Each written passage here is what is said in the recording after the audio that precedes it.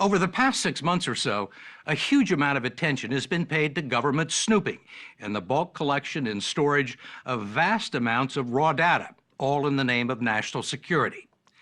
What most of you don't know or are just beginning to realize is that a much greater and more immediate threat to your privacy is coming from thousands of companies you've never heard of in the name of commerce. They're called data brokers, and they're collecting, analyzing, and packaging some of our most sensitive personal information and selling it as a commodity to each other, to advertisers, even the government, often without our direct knowledge.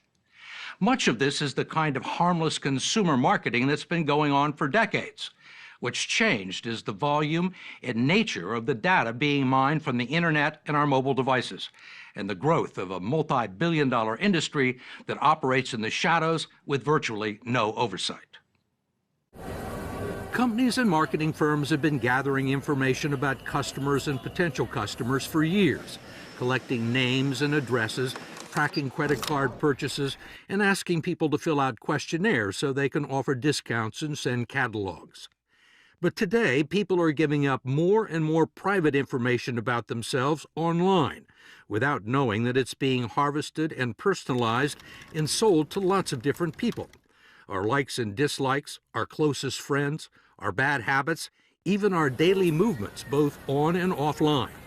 Federal Trade Commissioner Julie Brill says we've lost control of our most personal information. Are people putting this together and making dossiers? Absolutely.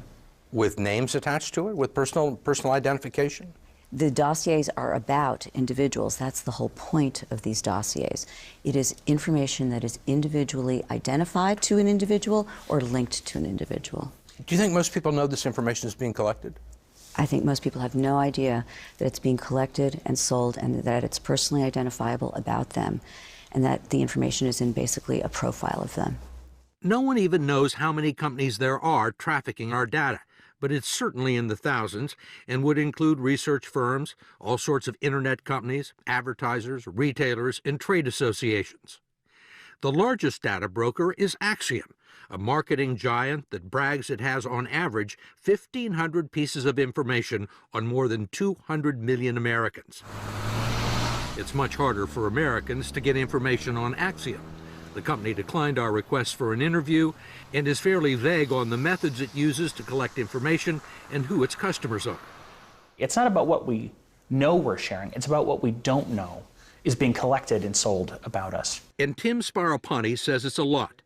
He's been following the data broker industry for years, first as a privacy lawyer for the American Civil Liberties Union, then as Facebook's first director of public policy.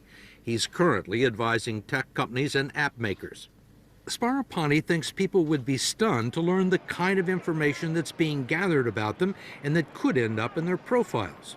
Religion, ethnicity, political affiliations, usernames, income, and family medical history. That's just for openers.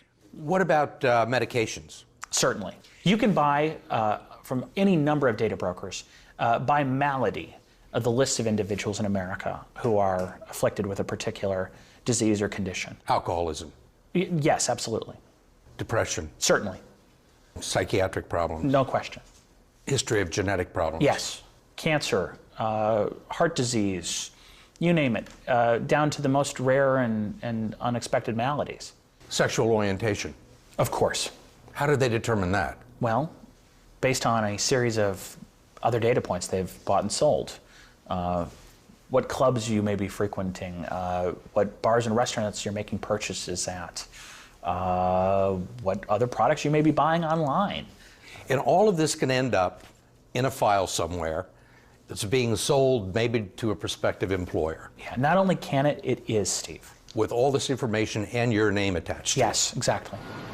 Sparapani says data brokers have been flying under the radar for years, preferring that people know as little as possible about the industry and the information that's being collected and sold. But the evidence is there, if you know where to look. We were able to go online and find all sorts of companies peddling sensitive, personalized information.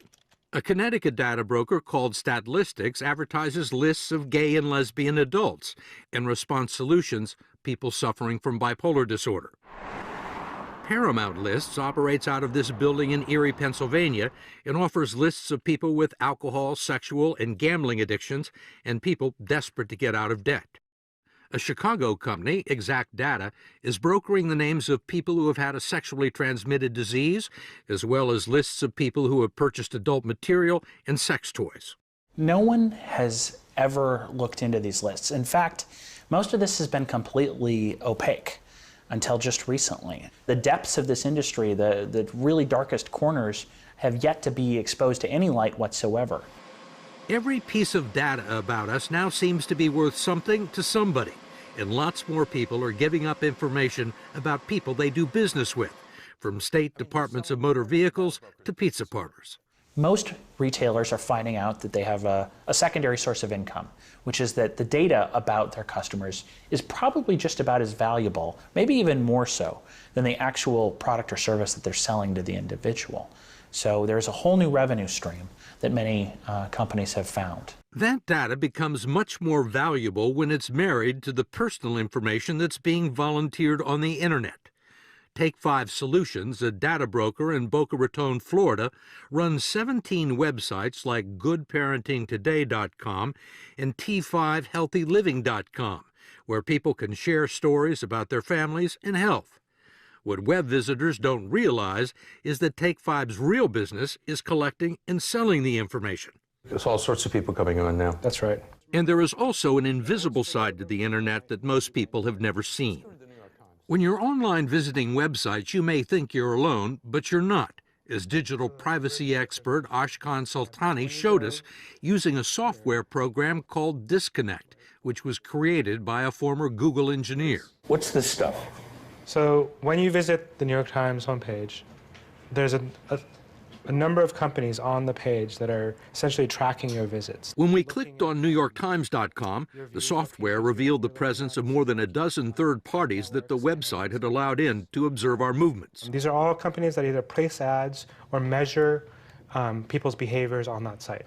So as you're going through the web and doing your searching, you've got a whole crowd following you. That's right. There were ad networks and marketing and analytics companies measuring traffic and page views and cataloging our interests. And some of this information you think is going to go to data brokers?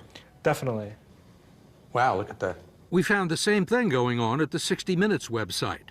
They are everywhere. So they're really inside your computer. They're inside your browser usually, or your mobile device, yes. They're called. And you haven't necessarily invited them in. You have not invited them in, and most computers or browsers allow them in by default. Do companies collect your web browsing history? Yes, absolutely. Yeah, this is the primary piece of data collected online.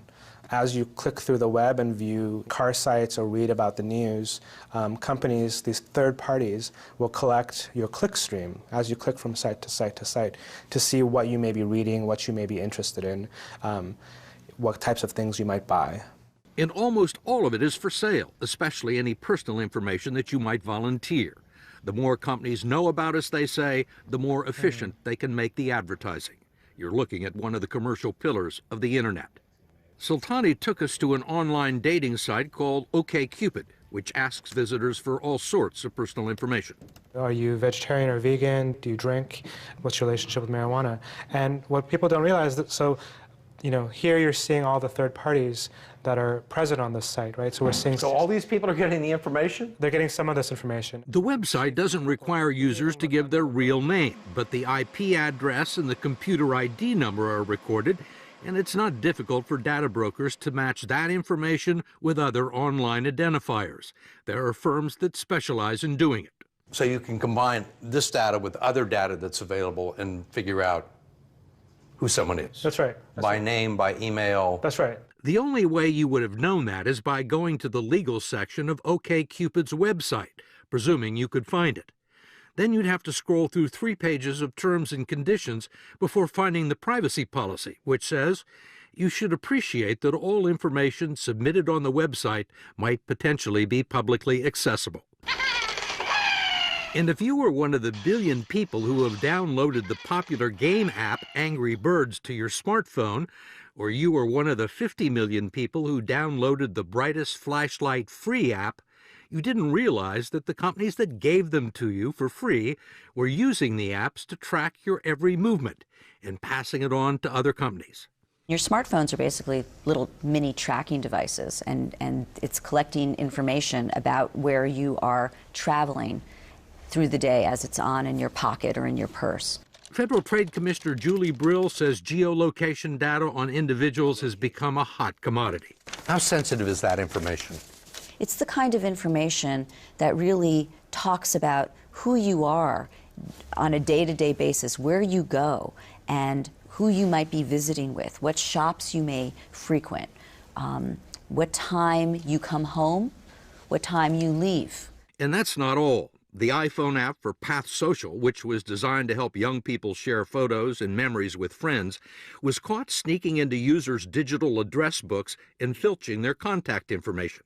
This app was going into people's phones and collecting that information without their knowledge. Right. It was downloading their contact list off of their phone. Right. You say information from the address book. What does that include? It could include, and did in this case, include things like Facebook usernames, Twitter usernames, birth dates. So it can be fairly detailed and personal information that is contained within a contact list or address book.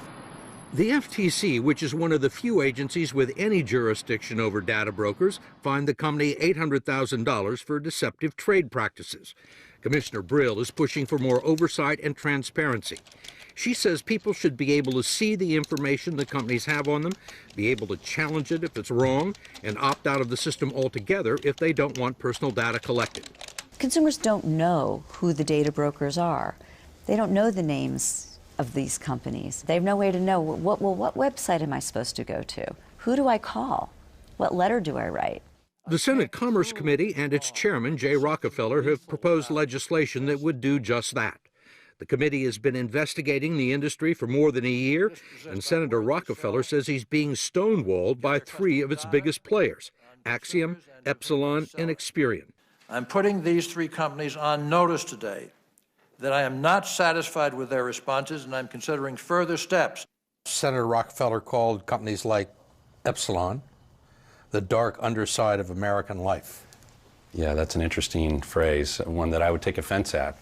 Brian Kennedy is chairman and CEO of Epsilon, which claims to have the world's largest cooperative database, including more than 8 billion consumer transactions combined with an extensive network of online sources. He doesn't like the term data broker and says Epsilon is a marketing firm that uses data. Can I go on your website and see everything you have about me? You can go on our website today, and we offer a method by which we can show you the kind of information that we have about you. The kind of information. Right. Not all the information. What we've done is we've collected the data into categories, into the basic information that is meaningful and understandable to a consumer. Kennedy says Epsilon has provided the Senate Commerce Committee with binders full of information. He calls the hearings political theater.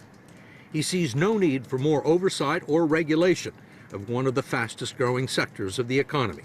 If there are abuses out there, we don't believe those happen within our company, and we would be the first to raise our hand and say, if there are specific uses of data that are problematic, then the government should focus on those particular uses of data, not attempt to regulate the entire industry in a way that could cripple our economy. You're saying that any kind of regulation on this could cripple the economy? I am.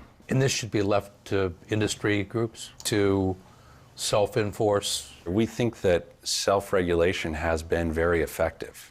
What we're hearing today is a lot of discussion in Washington. We're not hearing a lot of discussion, frankly, from consumers. It's one of the odd things. So consumers are rushing to the internet to provide more information about themselves than we would have ever imagined. That surprised you?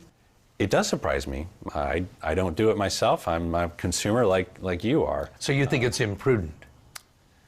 I think that consumers ought to understand that the internet is an advertising medium.